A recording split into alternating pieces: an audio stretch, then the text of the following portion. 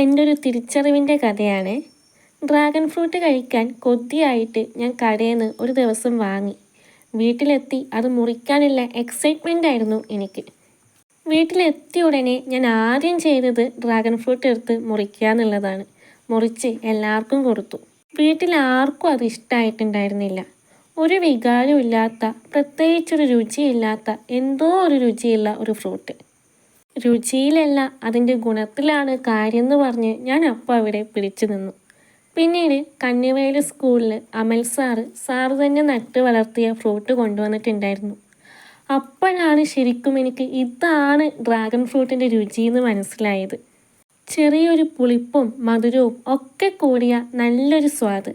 ഇപ്പോൾ one of my favourite ഫ്രൂട്ടിൽ ഒരാളാണ് dragon fruit. വീണ്ടും ഞാൻ പരീക്ഷണാർത്ഥം കടയിൽ നിന്ന് ഫ്രൂട്ട് വാങ്ങിയിട്ടോ. അതാണ് ഇത്. പ്രത്യേകിച്ചൊരു പ്രതീക്ഷ എനിക്ക് ഉണ്ടായിരുന്നില്ല. വിചാരിച്ചതുപോലെയല്ല. ഇത് സാറ് കൊണ്ടുവന്ന ആ ഫ്രൂട്ടിൻ്റെ എക്സാക്റ്റ് അതേ ടേസ്റ്റ് തന്നെയായിരുന്നു. ഇതിങ്ങനെ വെറുതെ കഴിച്ചുകൊണ്ടിരിക്കാൻ നല്ല ടേസ്റ്റാണ്. തെറ്റിദ്ധരിക്കണ്ട, ഞാനിത് പായസം ഉണ്ടാക്കിയതല്ല, ഡ്രാഗൺ ഫ്രൂട്ട് ഷെയ്ക്ക് ഉണ്ടാക്കിയതാണ്. ഇതിങ്ങനെ വെറുതെ കഴിക്കുന്നതിനേക്കാളും ഷെയ്ക്ക് അടിച്ച് കുടിച്ചാൽ നല്ല ടേസ്റ്റ് ഉണ്ടാവുമെന്ന് ഞാൻ ചില വീഡിയോസിൽ കണ്ടു. അങ്ങനെ ഒന്ന് ട്രൈ ചെയ്ത് നോക്കുന്നതാണ്.